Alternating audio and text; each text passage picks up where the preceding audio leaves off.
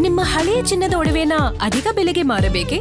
ಆಟಿಕಾಗೆ ಕಾಲ್ ಮಾಡಿ 8880 Attica gold company. S, ಇವಾಗ ಚಿನ್ನ ಅನ್ನೋದು ನಮ್ಮ ಭಾರತೀಯರಿಗೆ, ಅದರಲ್ಲೂ ಹೆಣ್ಮಕ್ಳಿಗೆ ಅನ್ನೋದು ತುಂಬ ಪ್ರಿಯವಾದ ವಸ್ತು ಅಂತಲೇ ಹೇಳ್ಬೋದು.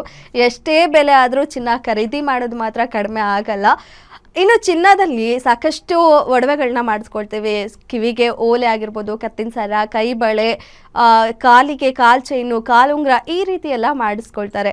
ಹಾಗಾಗಿ ಬಟ್ ಇದರಲ್ಲೂ ಕೂಡ ಒಂದು ವಾಡಿಕೆ ಇದೆ, ಚಿನ್ನನ ಕಾಲಿಗೆಲ್ಲ ಹಾಕಬಾರ್ದು ಅಂತ ಹೇಳಿ.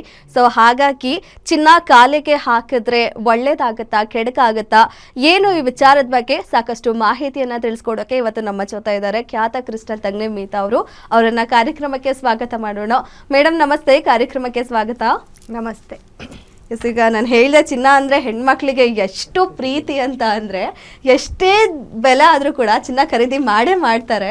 ಆ್ಯಂಡ್ ಕೆಲವೊಬ್ರು ತುಂಬ ಫ್ಯಾಷನ್ ಅಂತ ಹೇಳಿ ಕಾಲು ಚೈನು ಕಾಲುಂಗ್ರ ಎಲ್ಲ ಹಾಕ್ತಾರೆ. ನಾನು ಈ ಮಾತು ಕೇಳಿದ್ದೀನಿ, ಎಲ್ಲೋ ಕಾಲಿಗೆಲ್ಲ ಚಿನ್ನ ಹಾಕಬಾರ್ದು ಅಂತ.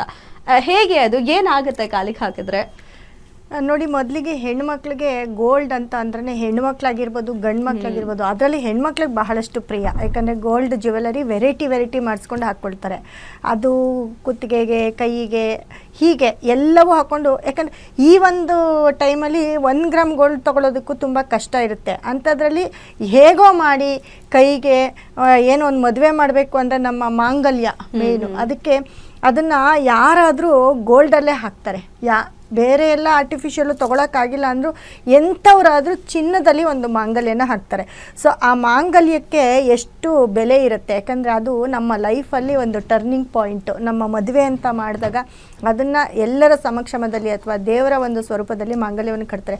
ಆ ಮಾಂಗಲ್ಯ ಕಟ್ಟಿದಾಗ ಅದನ್ನು ಏನು ಮಾಡ್ತಾರೆ, ನಮ್ಮ ಎದೆಯ ಮೇಲೆ ಬರೋ ಥರ, ಅಂದರೆ ಯಾವಾಗ್ಲೂ ಅದು ನಮ್ಮ ಎದೆ ಭಾಗದಲ್ಲಿರಲಿ, ನಮ್ಮ ಹೃದಯ ಭಾಗದಲ್ಲಿರಲಿ ಅಂತ ಅದಕ್ಕೆ ಒಂದು ಪೂಜ್ಯ ಒಂದು ಇದು ಸ್ಥಾನವನ್ನು ಕೊಡ್ತಾರೆ. ಮತ್ತು ಆ ಮಾಂಗಲ್ಯಕ್ಕೆ ಯಾವಾಗಲೂ ನಾವು ಟೆಂಪಲ್ಗೆ ಹೋದಾಗಿರ್ಬೋದು, ಎಲ್ಲಾದರೂ ಹೋದಾಗಿರ್ಬೋದು, ಅದು ಚಿನ್ನ, ಅದಕ್ಕೆ ಆ ಒಂದು ಸ್ಥಾನ ತುಂಬ ಶ್ರೇಷ್ಠ ಅಂಥೇಳಿ ಆ ಸ್ಥಾನಕ್ಕೆ ಅದನ್ನು ಕಟ್ಟಿ, ಕುತ್ತಿಗೆಗೆ ಕಟ್ಟಿ, ಆ ಮಾಂಗಲ್ಯವನ್ನು ನಮ್ಮ ಎದೆ ಮೇಲೆ, ನೀವು ಗೋಲ್ಡ್ ಆದರೂ ಹಾಕ್ಕೊಳ್ಳಿ, ದಾರದಲ್ಲಾದರೂ ಕಟ್ಕೊಳ್ಳಿ, ಯಂತ್ರಲ್ಲಾದರೂ ಹಾಕ್ಕೊಳ್ಳಿ, ಆ ಮಾಂಗಲ್ಯ ಅನ್ನೋದು ಬರುತ್ತಲ್ಲ ಅದನ್ನು ಎದೆ ಮೇಲೆ ಇಟ್ಟು ಅದಕ್ಕೆ ಯಾವಾಗಲೂ ಅರಿಶಿನ ಕುಂಕುಮ ಇಟ್ಕೊಂಡು ಹೆಣ್ಮಕ್ಳು ಅದನ್ನು ನಮಸ್ಕಾರ ಮಾಡೋದು. ಏನಕ್ಕೆ ಅಂದರೆ ಏನು ಈ ಮಾಂಗಲ್ಯ ಕಟ್ಕೊಂಡಿರ್ತಾರೆ ಅವರ ಒಂದು ಪತಿ ಅಂದರೆ ಗಂಡನ ಆಯಸ್ಸು, ಅಭಿವೃದ್ಧಿ, ಒಂದು ಏಳಿಗೆ ತುಂಬ ಚೆನ್ನಾಗಾಗಲಿ ಅಂತ ಯಾವಾಗಲೂ ಗಂಡ ಜೊತೇಲಿ ಇರೋದಿಲ್ಲ, ಹಸ್ಬೆಂಡ್ ಪಕ್ಕದಲ್ಲಿ ಇರೋದಿಲ್ಲ.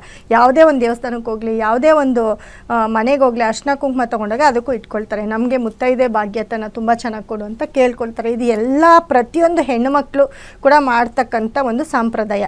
ಸೊ ಹಾಗಾಗಿ ಚಿನ್ನ ಅಂದಿದ ತಕ್ಷಣ ನಾವು ಆ ಚಿನ್ನಕ್ಕೆ ಒಂದು ಬೆಲೆಯನ್ನು ಕೊಡಬೇಕು. ಚಿನ್ನ ಅಂತಂದರೆ ಮಹಾಲಕ್ಷ್ಮಿ ಸ್ವರೂಪ. ಇವಾಗ ನಾವು ಏನು ವರಮಹಾಲಕ್ಷ್ಮಿ ಹಬ್ಬ ಮಾಡ್ತೀವಿ, ಮನೇಲಿರೋ ಗೋಲ್ಡ್ ಆಗಿರ್ಬೋದು, ದೇವ್ರಿಗೆ ಅಂತ ವಿಶೇಷವಾಗಿ ಒಂದು ಗೋಲ್ಡನ್ನು ತೊಗೊಂಡಿರ್ತೀವಿ, ಚಿನ್ನದ ಒಡವೆಗಳನ್ನ ತೊಗೊಂಡಿರ್ತೀವಿ, ಮೂಗುತಿಯಾಗಿ ಕತ್ತಲ್ಲಿ ಹಾಕೋ ಥರ ಎಲ್ಲವನ್ನು ನಮ್ಮ ಹತ್ರ ಇರೋದನ್ನು ಕೂಡ ಅವತ್ತು ಶುಭ್ರ ಮಾಡಿ ಆ ದೇವ್ರಿಗೆ ಹಾಕ್ತೀವಿ. ಆ ದೇವ್ರಿಗೆ ಹಾಕಿದ್ದನ್ನು ತಿರ್ಗಾ ಅವತ್ತಿನ ದಿನ ಅಥವಾ ಮಾರನೇ ದಿನ ಬಿಚ್ಚಿ ಆ ವೈಬ್ರೇಷನ್ ಪಾಸಿಟಿವ್ ಇರಲಿ ಅಂತ ನಮ್ಮ ಮೈ ಮೇಲೆ ಕೂಡ ಹಾಕ್ಕೊಂಡು ಸ್ವಲ್ಪ ಹೊತ್ತು ಹಾಕ್ಕೊಂಡು ಎತ್ತಿಡ್ತಕ್ಕಂಥ ವಾಡಿಕೆ ಉಂಟು.